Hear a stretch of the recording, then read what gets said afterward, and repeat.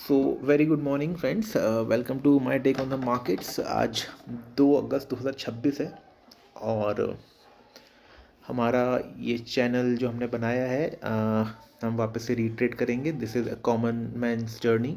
हम बहुत ही कॉमन सेंस इन्वेस्टिंग से वेल्थ बनाने की कोशिश कर रहे हैं और we are a salaried individual, तो हमारे पास एक लिमिटेड कैपिटल है।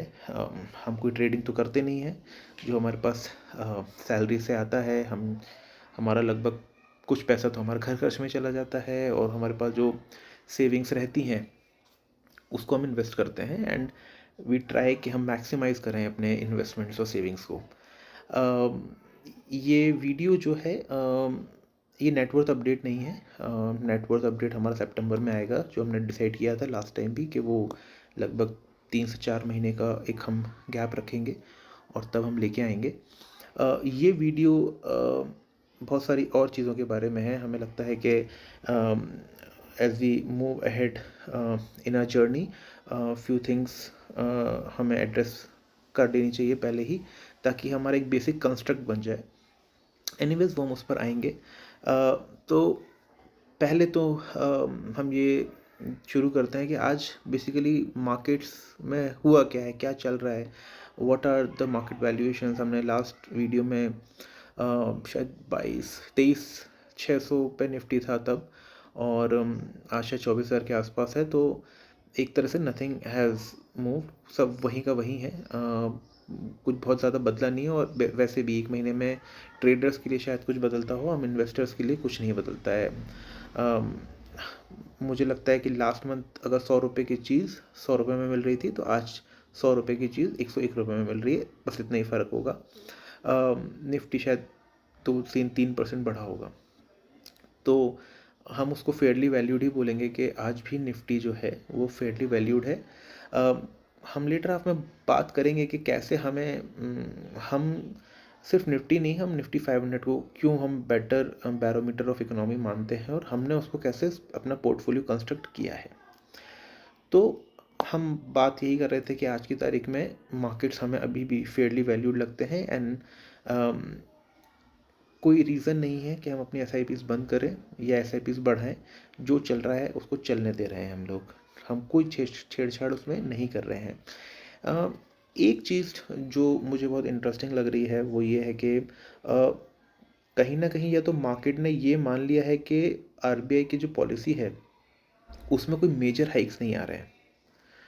आई थिंक मार्केट शायद ये मान ही नहीं रहा है कि 50 पैसे का डिस्काउंट, 50 पैसे का 50 बेसिस पॉइंट का रेट हाइक होगा, ऐसा मार्केट नहीं मान रहा है। मार्केट या तो मान रहा है कि कोई रेट हाइक नहीं होगा, जो कि मुझे नहीं लगता। आई थिंक रेट हाइक तो होगा ही होगा। 25 बेसिस पॉइंट का मुझे लगता है कि एक शायद रियलिस्टिक टारगेट है, और अगर है भी, मतलब अगर आरबीआई सोच भी रहा है कि 25 बेसिस पॉइंट से वो रेट हाइक करेंगे, तो मुझे लगता है मार्केट ने शायद वो फैक्टर इन कर लिया है। उसका रीज़न ये है कि अर्निंग्स जो आई हैं वो ठीक रही हैं, तो अगर इतना हाइक कर भी देते हैं तो कोई बहुत ज़्यादा फ़र्क नहीं पड़ेगा। दूसरा, अगर आरबीआई रेट हाइक नहीं करेगी, उनकी भी मजबूरी है, क्योंकि हम इतने लंबे समय तक इतने नीचे रेट नहीं कर सकते हैं। उससे प्रॉब्लम ऑब्वियसली रूपी डेप्रिशिएशन तो होगा ही होगा, बट अमीर और गरीब का फ़र्क भी बहुत बढ़ता चला जाएगा इन द लॉन्ग रन। तो मुझे लगता है आरबीआई को इवेंचुअली, अब शायद मुझे लगता है जब भी है, शायद कल परसों में नेक्स्ट मीटिंग है, शायद 25 बेसिस पॉइंट से वो रेट हाइक करेंगे, और मे भी हो सकता है कि वो, उसका कमेंट्री क्या रहती है आरबीआई की, वो बहुत इंपॉर्टेंट रहेगा। मुझे पर्सनली ऐसा लगता है कि 1 साल तक थोड़े बहुत रेट हाइक्स करेंगे। दूसरा, ये भी हो सकता है कि आरबीआई ये भी फैक्टर इन कर रहा हो कि चूँकि फेस्टिव सीज़न आ रहा है आगे, तो मे बी जो कंजम्पशन है that will take care of itself. तो मुझे लगता है उन सारे फैक्टर्स को देखते हुए मार्केट्स ने शायद डिस्काउंट कर लिया है उस चीज़ को, and that is why we have not seen any major knee jerk reactions. I think markets इसीलिए स्टडीली राइज कर रहे हैं। तो ये मुझे दो चीज़ें लगती हैं मार्केट्स को लेकर। एक तो वैल्यूएशन मुझे लगता है फेयर है और कुछ बहुत ज़्यादा बदला नहीं है। सेकेंडली, मुझे लगता है कि आरबीआई की जो मॉनेटरी पॉलिसी है उसमें भी मुझे लगता है मार्केट्स हैव डिस्काउंटेड इट। तीसरा, मुझे ये बात करनी थी कि बहुत सारे लोग रिटर्न्स को चेज़ कर रहे हैं। I don't know why, but एक बात आप समझो कि when you are starting out, हमें कॉर्पस बनाने पे ज़्यादा ध्यान देना चाहिए। अब इस चीज़ को समझिए कि final value would be equal to initial value 1+r/100 to the power n। तो इसका मतलब है जो फाइनल वैल्यू है वो हमेशा जो लार्ज कॉर्पस है, जो इनिशियल जो प्रिंसिपल है आपका, जो इनिशियल वैल्यू, उस पर डिपेंड करेगा। आप कितना ही रेट को चेज कर लो, जब मार्केट ड्रॉ डाउन में आते हैं, जब नीचे गिरते हैं, आप इंडिविजुअल स्टॉक्स में जो जाने की जो ज़िद रहती है, जो एक ईगो रहता है, वो आपको परेशान ही करेगा। आप बड़ा कॉर्पस म्यूचुअल फंड्स और एनपीएस में ही बना पाओगे। इंडिविजुअल कॉर्पस का टाइम आएगा, बट वो एक काफ़ी लंबे टाइम के बाद आएगा। तो मैं हमेशा से ही यही कोशिश मेरी रहती है कि आप अपना कॉर्पस को बड़ा करो, और जब भी मार्केट्स करेक्ट हों तब आप उसमें ज़्यादा पैसा डालो।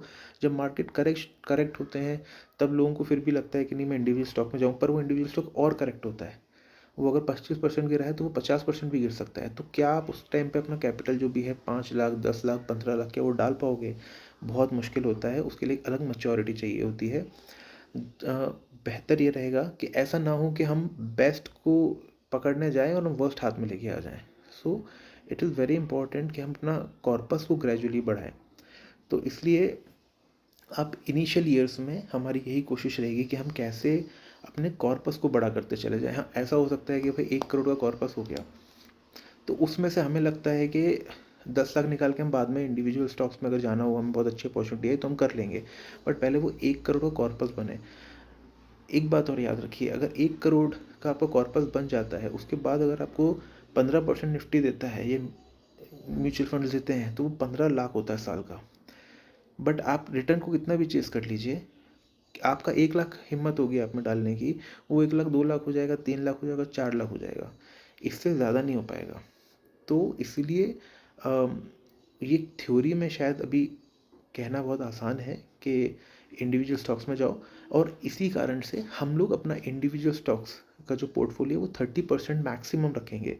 मोस्टली हम अपना जो कॉर्पस है वो म्यूचुअल फंड्स, एनपीएस और एफडी और आरडी इसमें ही रखेंगे।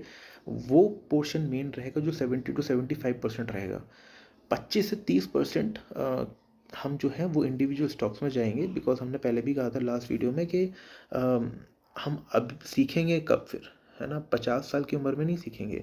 और हम होल्ड कर पाते हैं क्योंकि अगर लेट से हमने कोई स्टॉक लिया और वो हो सकता है, जैसे मेरे कुछ स्टॉक्स हैं वो दो गुना से ज़्यादा हो चुके हैं, बट हो सकता है 50% फिर से गिर जाए और फिर से बढ़ जाए, तो वो जर्नी को जीना भी एक इन्वेस्टर की लाइफ का पार्ट है। तो वो एक ज़रूरी चीज़ है मुझे लगता है, इसलिए हम 70% कॉर्पस जो है वो हम म्यूचुअल फंड्स, एनपीएस और अपने फिक्स्ड इनकम इंस्ट्रूमेंट्स में ही रखेंगे।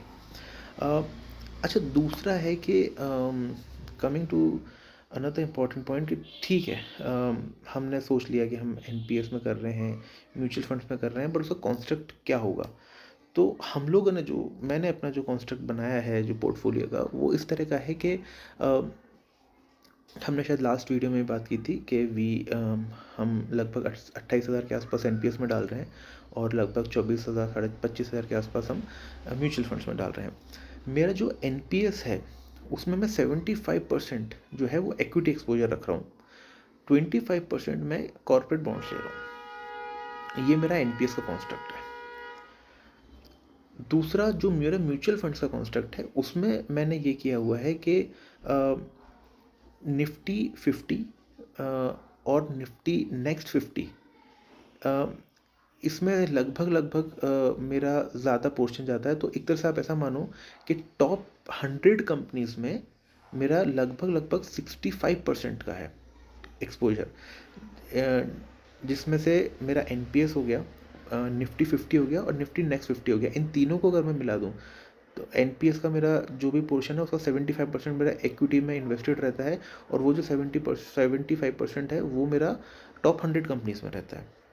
उसके बाद निफ्टी 50 और निफ्टी नेक्स्ट 50 इन को मिला दूँ तो 65% मेरा जो रहता है ये इन्हीं में रहता है।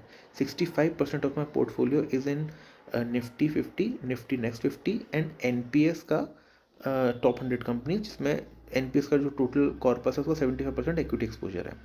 बाकी जो मेरा रहता है लगभग आप जो भी बचा कुचा मान लो आप लगभग 35% के आसपास का, वो मेरा स्मॉल कैप 250, निफ्टी 150 और मेरा एक हीलियोस का मैंने एक लिया हुआ है फ्लेक्सी कैप, उसमें जाता है। तो ये इसलिए है क्योंकि हमने जो हम ऐसा मानते हैं कि जो निफ्टी 500 है वो एक बेटर बैरोमीटर है इकोनॉमी का। वो इकोनॉमी की पल्स बेहतर तरह से बता सकता है कि इकोनॉमी में क्या हो रहा है क्या नहीं हो रहा है। दूसरे जो सेक्टर लीडर्स हैं वो भी शायद नीचे से निकलेंगे तो वो ऊपर ही जाएंगे, तो हमको रिटर्न भी अच्छा मिलेगा। तो हमारा एक्सपेक्टेशन ये है कि 12 से 14% का रिटर्न हमको इस पोर्टफोलियो कंस्ट्रक्ट से मिल जाएगा। कॉर्पोरेट बॉन्ड जो हमारा एक छोटा सा पार्ट है एनपीएस में जो 25% है, उसमें हम मान के चलते हैं कि 7.5 से 8.5% मिल जाएगा हमको। तो हमने आज 4 बातें तो पहले करी कि भाई हमें मार्केट में क्या लगता है आज। हाँ, हमें ऐसा लगता है कि मार्केट्स आर फेयरली वैल्यूड। 100 रुपये की चीज़ लगभग 100-101 रुपये में मिल रही है। It is a good time to keep doing your SIPs। Market अगर नीचे जाता है तो हमारे लिए बहुत अच्छी बात होगी। मार्केट अगर ऊपर जाता है तो हम सोचेंगे हमें क्या करना है, अगर बहुत तेज़ी से बहुत जल्दी ऊपर चला जाता है तो। बट आई थिंक उसमें टाइम है। सेकेंड बात हमने कही कि हमको ऐसा लगता है कि RBI 25 बेसिस पॉइंट रेट बढ़ाएगा, और जो कि मार्केट ने ऑलरेडी डिस्काउंट कर लिया है। मार्केट को ऐसा लगता है कि अगर इतना बढ़ा भी दिया तो वो ऑफसेट हो जाएगा आपका, क्योंकि फेस्टिव सीज़न आ रहा है तो कुछ बहुत ज़्यादा फ़र्क नहीं पड़ेगा। इसलिए मुझे लगता है कि मार्केट्स ने उसको टेक इन कर लिया। लेकिन हाँ, अगर कल परसों में जब भी मीटिंग है और RBI 50 बेसिस पॉइंट बढ़ा देता है तो मुझे लगता है मार्केट में एक नीचे रिएक्शन आएगा। तीसरी बात हमने कही कि why building corpus is much more important and much more superior than chasing returns। 1 crore पे अगर 15% मिलता है तो हमें 15 लाख मिलता है, और जब वो हम कर भी सकते हैं, दैट इज स्टिल डूएबल, क्योंकि हमारा मेजर पैसा ऐसी चीज़ों में जा रहा है जो ज़ीरो नहीं हो सकती। इंडेक्स कभी ज़ीरो नहीं हो सकता, निफ्टी 50, निफ्टी नेक्स्ट 50 ज़ीरो नहीं हो सकता।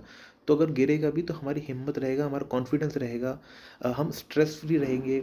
जितने टाइम में हमको ये कॉर्पस बनेगा उतने टाइम हम मार्केट में रहेंगे, तो time in the market would mean हम उतने मच्योर हो रहे हैं, हम बिजनेसेस को बेहतर तरह से समझ पाएंगे, साइकिल समझ पाएंगे। तो हम हो सकता है कि अगर हम इंडिविजुअल स्टॉक्स में भी हमें जाना हो तो हम बेहतर डिसीजंस ले पाएंगे। तो इसलिए for initial years, at least for 7 to 10 years, हम लोग ट्राई करेंगे कि हम एक्टिव स्टॉक्स जो है वो इंडिविजुअल स्टॉक्स जो है वो हम 30% से अपना ज़्यादा पोर्टफोलियो का एक्सपोजर ना दें, 25 से 30% हम रखेंगे।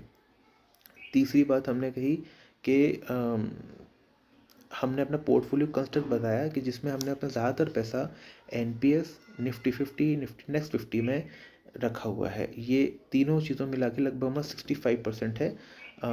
थोड़ा बहुत हमारा लगभग 6-7% हमारा वो हम कॉर्पोरेट बॉन्ड्स में है, और बाकी जो हमारा है वो स्मॉल कैप्स में है और मिड कैप्स में है। और हमारी एक हमने जो हम फोकस करेंगे कि भाई हम इंडिविजुअल स्टॉक्स में हम लेंगे, बट हम ओवरली एक्सपोज नहीं होंगे। हमें साल में अगर एक आध अपॉर्चुनिटी मिलेगी तो हम वही लेंगे। इंडिविजुअल स्टॉक्स में हमने कुछ चेंज नहीं किया है, जो हमारे लास्ट वीडियो में स्टॉक्स थे हमने वो के वही रखे हुए हैं, नथिंग हैज़ चेंज्ड। वो पोर्टफोलियो भी ऑलमोस्ट सेम और निफ्टी लाइन्स बढ़ा है, but we will cover our net worth part in the second video in second week of September in the third video। तो यहीं तक रखते हैं आज। आई थिंक मोर और लेस हमने अपनी जर्नी का एक रूपरेखा तैयार कर ली है कि हम किन स्पॉट्स पर अपना नेटवर्थ बिल्ड कर रहे हैं, जिन स्पॉट्स पर हम कंफर्टेबल हैं। वी विल नॉट ट्वेल्व जहाँ हमें कुछ पता नहीं है, हमें IT समझ में नहीं आता है तो हम थोड़ा दूर रहते हैं। अगर हमें जो चीज़ हमें समझ में नहीं आती है हम वहाँ नहीं जाएंगे, जो चीज़ हमें समझ में आती है हम उन्हीं स्पॉट्स पर रहेंगे। एंड वील ट्राई कि हम उन स्पॉट्स के इर्द गिर्द अच्छा खेलें। आज का मार्केट ऐसा नहीं है जिसमें चौके छक्के मारे जाएं। आज का मार्केट इंट्रिकेट पार्टलाइंस हम बोल सकते हैं कि it is more of a singles and doubles game, जहाँ पे हमको बहुत ज़्यादा अपॉर्चुनिटीज़ नहीं दिख रही हैं, बट एक इनिंग्स रिबिल्ड करने का फेज़ है। यहाँ पे छक्के चौके अभी नहीं मार रहे हैं। अभी हमको देखना है कि एक नेक्स्ट मेजर ट्रिगर मार्केट में क्या आता है। लेट्स सी क्या होता है। आज हम वीडियो यहीं तक रखते हैं and always remember markets volatile होगा, वो अनएक्सपेक्टेड रिएक्शंस देगा, बट हम डिसिप्लिन रह सकते हैं, हम एक कॉमन सेंस यूज़ करते हुए इन्वेस्टिंग कर सकते हैं।